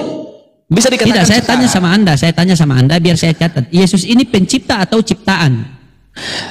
Yesus dalam manusianya dikatakan ciptaan, silakan. Oke. Yesus dalam manusianya dikatakan ciptaan. Nah, yang menciptakan Yesus ini siapa? Nah, makanya kalau dikatakan yang menciptakan Yesus siapa, berarti kita sudah menyamakan dengan ciptaan lain. Makanya tadi saya mengatakan jangan kita samakan. Karena Yesus ada bukan diciptakan seperti ciptaan lain. Jadi perhatikan bahwa Yesus itu dia adalah Allah yang menjadi manusia. Artinya Allah yang menjadi daging. Jadi sebelum dia menjadi daging, dia sudah ada. Itu loh. Tadi bukannya firman Allah yang menjadi manusia, bukan Allah. Ya, firman itu kan yang menjadi manusia. Allah, firman itu ya Allah. Kan di dalam Yohanes 1 ayat 1 coba. Ini sudah masuk nih. Begini, kita ambil analogi diri saya boleh? Ambil analogi diri saya boleh? Oke. Boleh. Saya punya firman ya.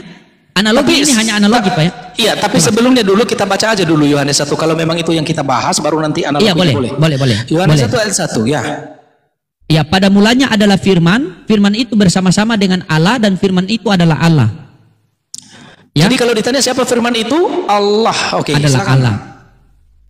Siapa firman itu? Berarti firman itu adalah Allah. Berarti di Yohanes 1:14 firman itu menjadi manusia, berarti Allah menjadi manusia. Iya. Oke. Firman. Ketika Allah menjadi manusia dan masuk ke dalam rahim Bunda Maria, itu siapa Tuhannya Bunda Maria? Allah. Yesus itu sudah.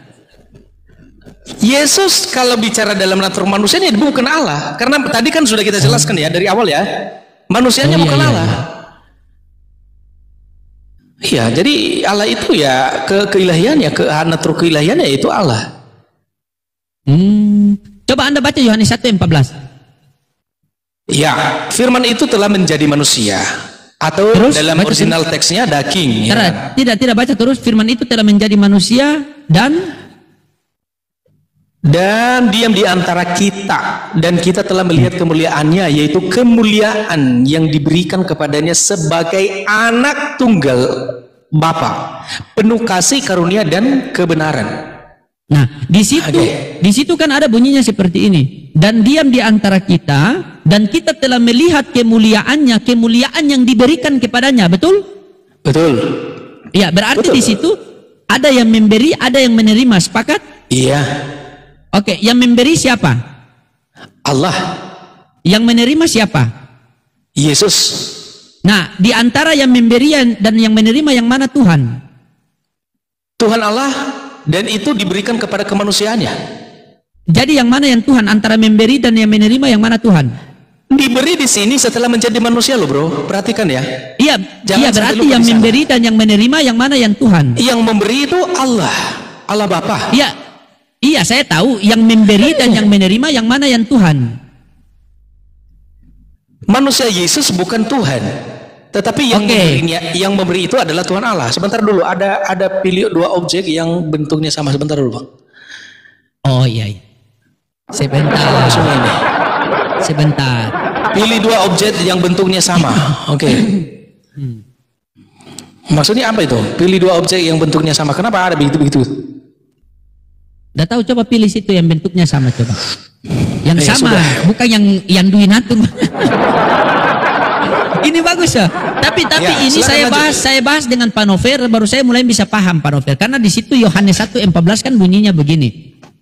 Firman itu telah menjadi manusia dan diam di antara kita, dan kita telah melihat kemuliaannya, kemuliaan yang diberikan kepadanya. Nah, tadi kita sudah sepakat. Berarti ada yang memberi dan ada yang menerima. Anda mengatakan yang memberi adalah Allah, Tuhan ini kan? Allah ini kan Tuhan.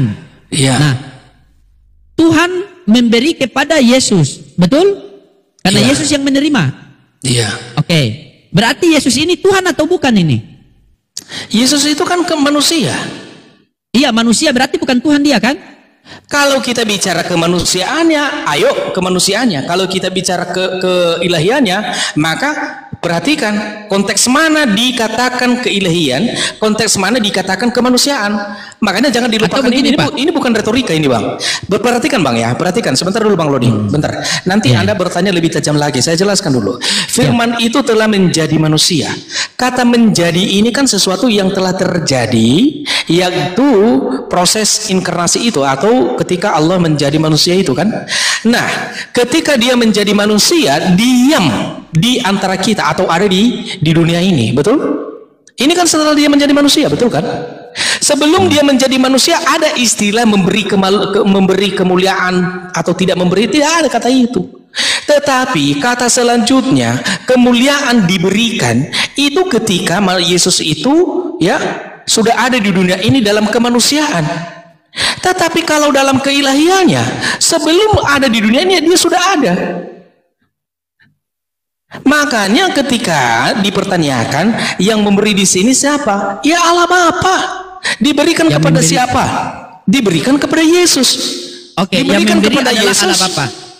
Ya, diberikan kepada Yesus ketika Yesus di sini apa? Yesus membicarakan Yesus di sini dalam natur manusia karena telah menjadi manusia, bukan membicarakan keilahian. Iya, makanya ada kata memberi.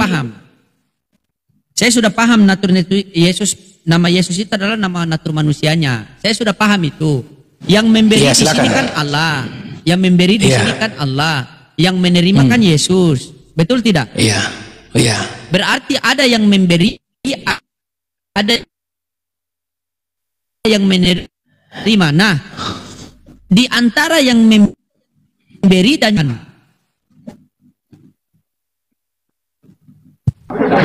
macet. Kita belajar. Ulang.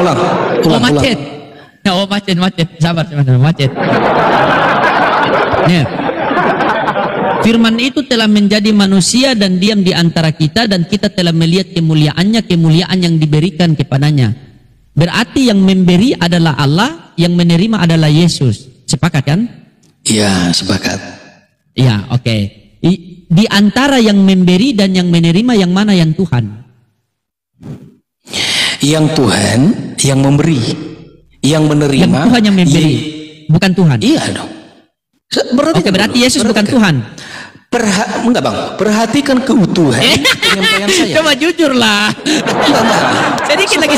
sedikit lagi Pak Novel ini. Semangat. Tangan buat Pak Novel. Kasihan sekali lihat pendeta ini.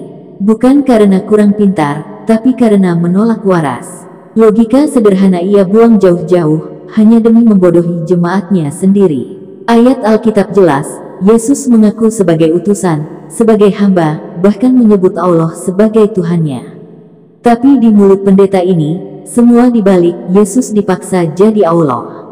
Kalau Yesus sendiri jujur, lalu pendetanya ngotot memelintir, artinya siapa yang sebenarnya berbohong? Jemaat yang polos pun dijadikan korban. Kasihan, yang disangka sedang diajari iman, ternyata cuma sedang dicekoki kebohongan. Waras itu gratis, tapi pendeta ini lebih memilih logika absurd, seakan-akan makin ngawur makin rohani. Padahal yang nyata, ia menolak waras untuk menyesatkan jemaatnya. Semangat. Ya. Supaya tidak salah paham. Ya, supaya tidak salah paham, biarlah saya sampaikan dan perhatikan ya. Yang memberi itu Tuhan Allah atau Allah Bapa, oke? Diberikan kepada Yesus. Ya, Yesus itu Tuhan atau bukan? Yesus Tuhan, Yesus Allah, Yesus manusia. Berarti jadi Tuhan dalam memberikan kepada Tuhan. Perhatikan Bang, dalam kemanusiaannya dia tidak hanya diberi, malah dalam kemanusiaannya pun dia meminta. Nah, ayo, dalam kemanusiaannya tidak hanya diberi, malah dia minta. Tidak, kalau tadi Pak Pendeta, tadi jujur, Anda jujur langsung Anda kena tadi. Coba kita pelan-pelan ya, Yohanes 1:14. Coba Anda pelan-pelan, coba kita pelan-pelan. Yang memberi Allah Bapa. Ya. Oke, yang memberi Allah Bapa, yang menerima Yesus. Oke, di antara yang memberi dan yang menerima, yang mana Tuhan? Ya, Tuhan itu tidak terbagi-bagi, bro. Tuhan tidak terbagi-bagi. Tadi Anda sudah jawab, sekarang berubah pula jawaban Anda ini. Masih bilang, coba jujur. Perhatikan. Begini. Coba Anda jujur. Allah Bapa dengan Allah Anak merupakan dua pribadi satu hakikat. Diperhatikan itu. Allah Bapa, Allah Anak satu hakikat. Saya catat. Catat dulu. Tidak enak kan kita belajar kan? Kita belajar kan enak kan? Iya. Allah Bapa. Oke, Allah satu Bapa, hakikat ya. Allah Bapa, Allah Anak, satu hakikat. Ada satu lagi, Allah Roh Kudus. Oke, satu hakikat berarti Yohanes 5, 1 Yohanes 5 nomor 7 ada 3 yang bersaksi di sorga, Bapa, Firman dan Roh Kudus, dan ketiganya itu adalah satu hakikat ya. Iya. Iya. Oke. Coba Anda jelaskan Oke. kepada saya, Anda sebagai Kristen jelaskan kepada saya apa itu hakikat. Soalnya kalau di Islam itu al-hakikatu bila syariati batilan, hakikat tanpa syariat batil. Jangan sampai Anda mengatakan hakikat ternyata kebatilan yang Anda sampaikan. Ini kita antisipasi saja. Apa definisi hakikat menurut Bapak? Silakan. Hakikat itu eksistensi atau keberadaan. Keberadaan yang tak terbatasi, yang tak, iya, keberadaan yang sesungguhnya, kenyataan yang sebenarnya itu hakikat. iya, dan itu tidak terbatasi, bro. Iya, Anda dengar. Jangan bilang salah dong. Bukan sesuai lah, sesuai KBBI. Masa kita mau ikut apa? Coba Anda buktikan kalau hakikat itu tidak terbatasi. Bagaimana? KBBI tidak bisa mendefinisikan kebagaimana Allah, Bang.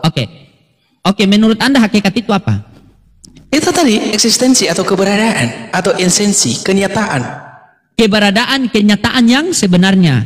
Betul? Iya, betul. Oke. Kenyataan yang sebenarnya, kenyataan yang sebenarnya saya ini manusia atau Tuhan? Anda kan manusia. Oke, Lukas 2 nomor 11, hari ini telah lahir. Yang lahir itu hakikatnya Tuhan atau manusia? Allah lahir, bukan. Allah, bagaimana Allah bisa lahir? Dalam natur manusia. Coba jujur. Allah lahir dalam natur manusia. Iya, betul. Allah lahir dalam natur manusia, betul. Dalam natur manusia dia lahir. Dalam keilahian Anda. Sedikit-sedikit ketawa soalnya, makanya Anda ngerti-ngerti. Bukan tertawa. Coba Anda jujur, sabar. Hakikat saya manusia, betul atau tidak? Karena hakikat adalah keadaan yang sebenarnya. Keadaan yang sebenarnya ketika keadaan yang sebenarnya Anda melihat, sabar. Keadaan yang sebenarnya ketika Pak Pendeta melihat saya ini manusia atau Tuhan? Dia manusia dong, masa Tuhan manusia baik. Karena kenapa manusia? Karena keadaan yang sebenarnya karena keadaan yang sebenarnya saya ini manusia. Oke. Iya. Lukas 2 nomor 11, yang lahir itu manusia. Keadaan yang sebenarnya Tuhan atau manusia? Tuhan lahir dalam natur manusia. Saya tanya, yang lahir itu hakikatnya Tuhan atau manusia? Hakikat manusia. Hakikat manusia. Berarti Yesus itu hakikatnya manusia dan Allah. Bukan. Berarti dua hakikat, bukan? Iya, dua natur, betul. Iya. Kita berbicara tentang hakikat. Satu kan tadi sudah sepakat.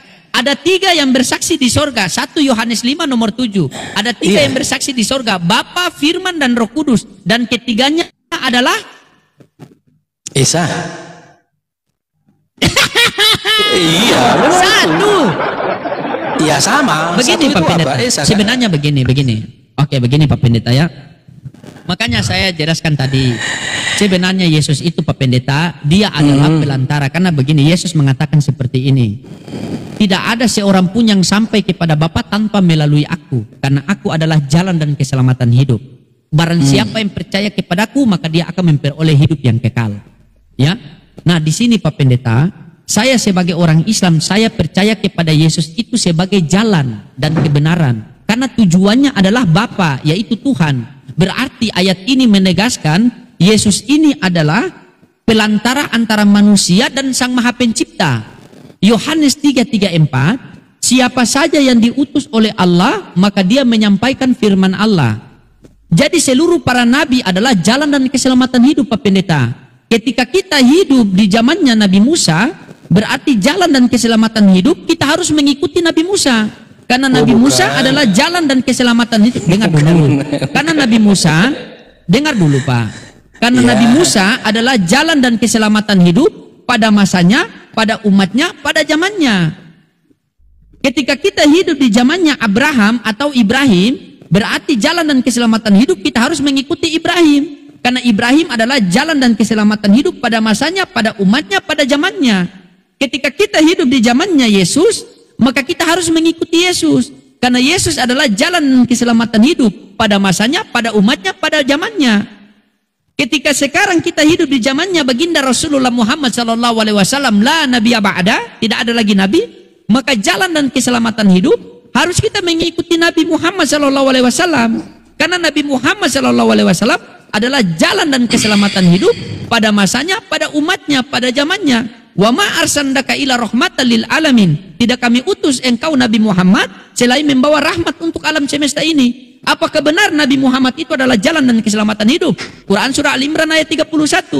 Qul in kuntum tuhibunallah fattabi'uni yuhibbukumullah wa yaghfir lakum dzunubakum wa huwal ghafurur rahim.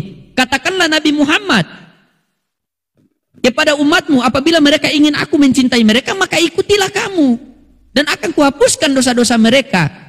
Apakah pengajaran Nabi Muhammad dengan pengajaran Yesus itu sama apa beda? Sama. Yesus mengatakan, aku datang daripada Bapa dan akan kembali kepada Bapa. Di dalam Islam ada, inna lillahi wa inna ilaihi raji'un. Semua datang daripada Allah dan akan kembali kepada Allah.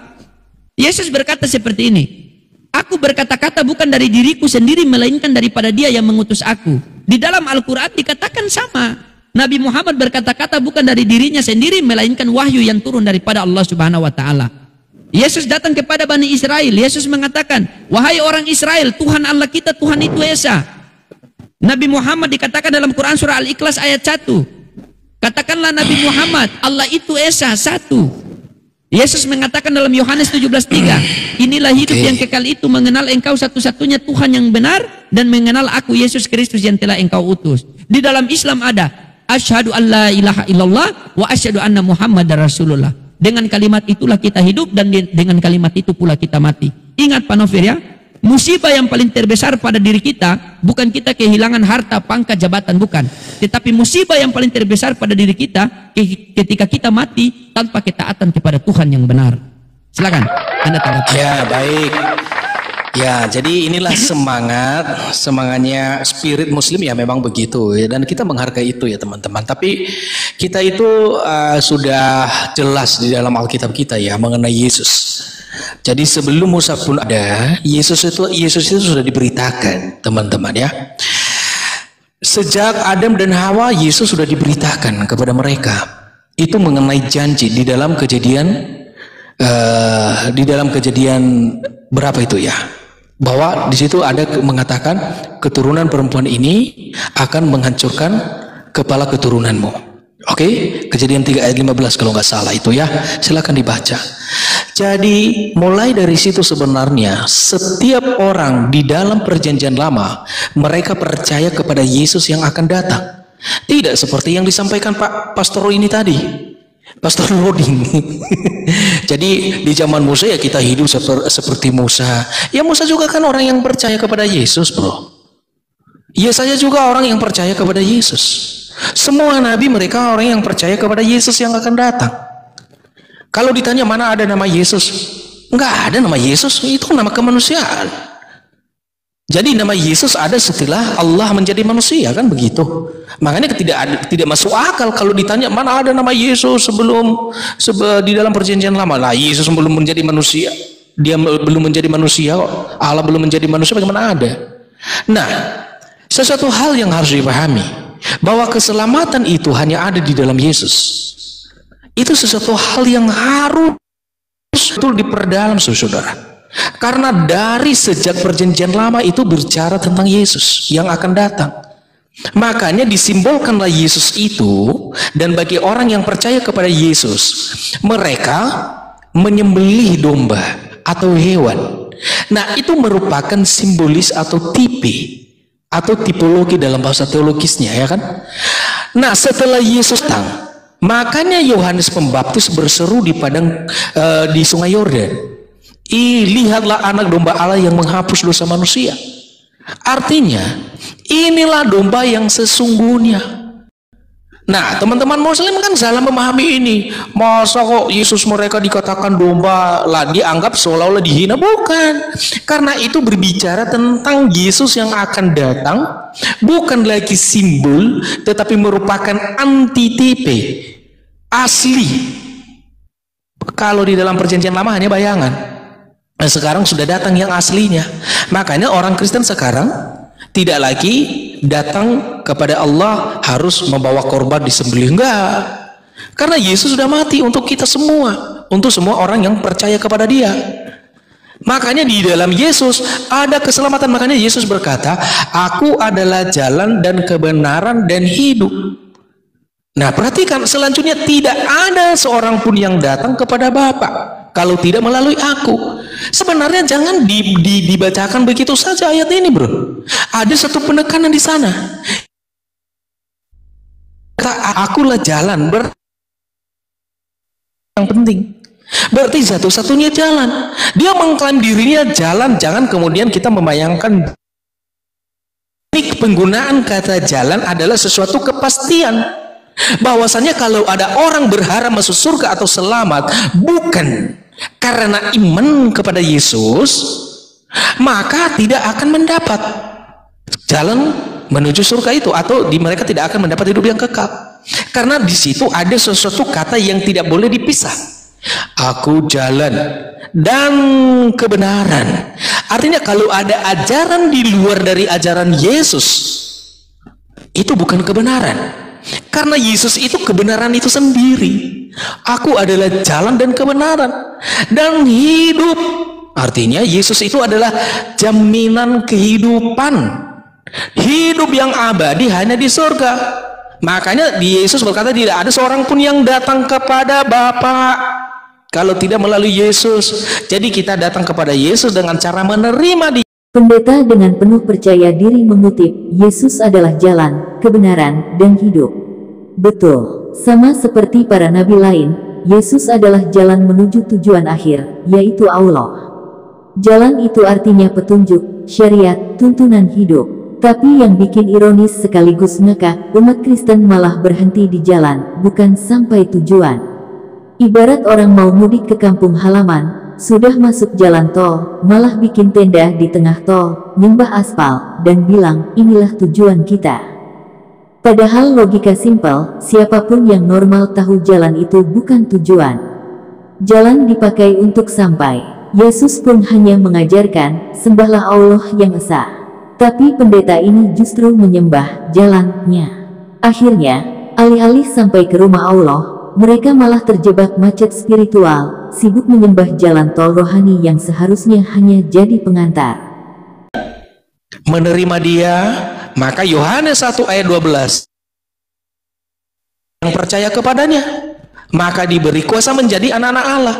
Muslim tidak berani mengatakan Allah Bapa Allah itu Pak mereka, tidak berani. Saya tantang Pak Loding, nggak berani.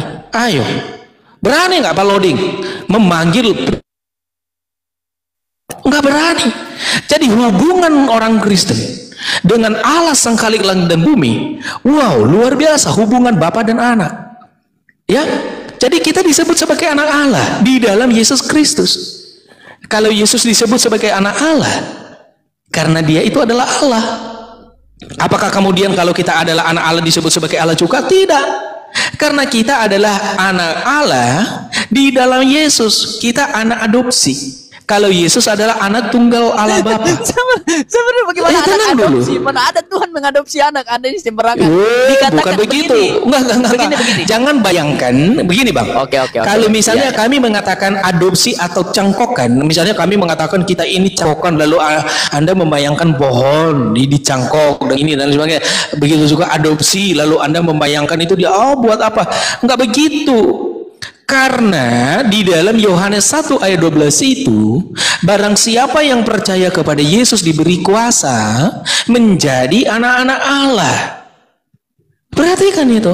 Jadi kami memang benar-benar anak Allah, memang diberi kuasa menjadi anak Allah, dan hanya anak yang berhak menerima ahli waris kerajaan Allah itu. Makanya orang beragama apapun bukan anak Allah dibuang ke neraka. Kamu siapa? Hanya anak Allah yang berhak masuk surga. Dan anak Allah yang berhak masuk surga itu adalah orang yang percaya kepada Yesus. Pemilik surga itu Allah Bapa. Dan dia yang memberi kuasa kepada kita. Dia yang menganugerahi kepada kita keselamatan itu, atau hidup kekal itu, atau surga itu, dengan cara dia mengutus anaknya yang tunggal. Makanya pengutusan Yesus itu memang benar dia disebut sebagai utusan. Kalau kita berbicara dalam menjalankan misi keselamatan itu, dan supaya dia betul-betul menjadi utusan, maka dia harus menjadi manusia. Kalau dia tidak menjadi manusia, bagaimana kita? Oke. Bagaimana supaya dia mati? Dia harus menjadi manusia dulu, baru dia bisa baru dia mati. Bagaimana dia bisa menjadi manusia kalau tidak dilahirkan, tiba-tiba menjadi manusia? Diragukan. Kok ada manusia tanpa dilahirkan? Kecuali penciptaan pertama, ya Adam tanpa dilahirkan, Hawa tanpa dilahirkan, ya oke. Itu terlepas dari situ. Tetapi sejak Adam dan Hawa, manusia lahir melalui hubungan antara manusia, antara laki-laki dan perempuan. Tetapi uniknya Yesus ini, kalau kita melihat bagaimana Allah memberi manusia di dunia ini dengan 4 cara. Cara pertama, Allah memberi manusia di dunia ini tanpa laki-laki dan perempuan. Cara kedua, Allah memberi manusia di dunia ini hanya dengan laki-laki tanpa perempuan, itulah Hawa. Cara ketiga, Allah memberikan manusia di dunia ini hanya dengan perempuan tanpa laki-laki, itulah Yesus. Cara Allah memberi manusia di dunia ini melalui persetubuhan antara suami istri. Jadi keempat cara ini harus diperhatikan. Mantap. Nah, jadi yang perlu kita pahami di sini adalah kajian-kajian yang pentingnya adalah apa pentingnya kemanusiaan Yesus. Kemanusiaan Yesus itu tidak bernilai kalau dia bukan Allah. Namun kemanusiaan Yesus itu berguna bagi manusia yang berdosa, karena itu yang menjadi pengganti kita, itu yang menjadi pengantara kita, dan itulah yang menjamin kehidupan kita masuk surga. Tetapi kalau Yesus itu hanya manusia saja bukan Allah, tidak ada manusia yang menyelamatkan manusia, tidak ada. Tetapi karena dia adalah Allah, maka manusianya sangat bernilai untuk menjadi penebusan, untuk menjadi jaminan keselamatan bagi setiap orang yang percaya kepada Yesus. Oke, baik.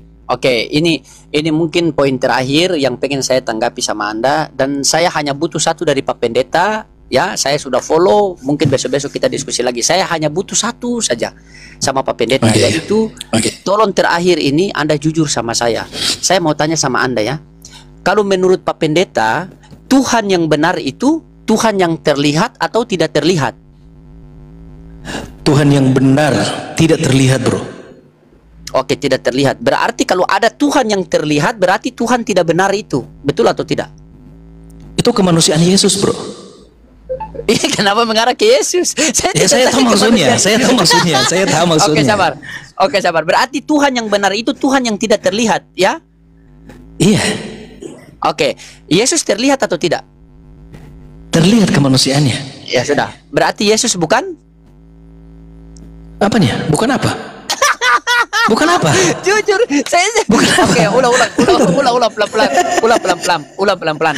Menurut Pak Nover, menurut Pak Nover, Tuhan yang benar itu Tuhan yang terlihat atau tidak terlihat? Tidak terlihat. Tidak terlihat. Oke. Nah, Yesus ini terlihat atau tidak terlihat? Terlihat dalam natur manusia, tidak terlihat dalam keilahiannya. Tidak, saya tidak tanya itu. Yang saya tanya, Yesus ini terlihat atau tidak? Bang Loding, emangnya minum makanan, Bang Loding ya. Ini bukan minum makanan, daftar minum makanan ini. Oke, Pak Nover, besok kalau Pak Nover live, saya naik ulang karena saya malam ini ada di Komal Bang Inspirasi. Tapi besok kita diskusi tema kita keselamatan menurut Kristen dan keselamatan menurut Islam. Boleh? Baik, boleh, siap? Boleh. Siap. Terima kasih Bang Loding kalau begitu. Oke, siap. Terima kasih ya. Terima kasih. Oke, teman-teman. Beliau ini Pak Nover ini, dia ini orang baik.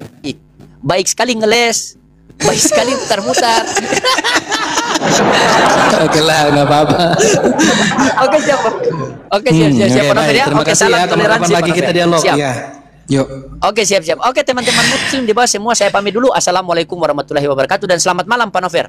Semangat terus. Selamat malam juga Bang Loding. Semangat, Tuhan berkati. Lucu sekali lihat pendeta itu.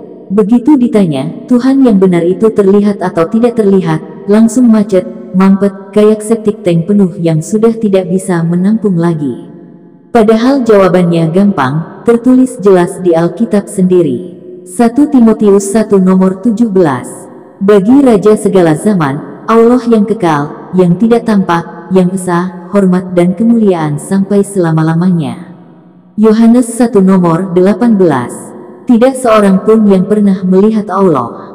1 Yohanes 4 nomor 12. Tidak ada seorang pun yang pernah melihat Allah.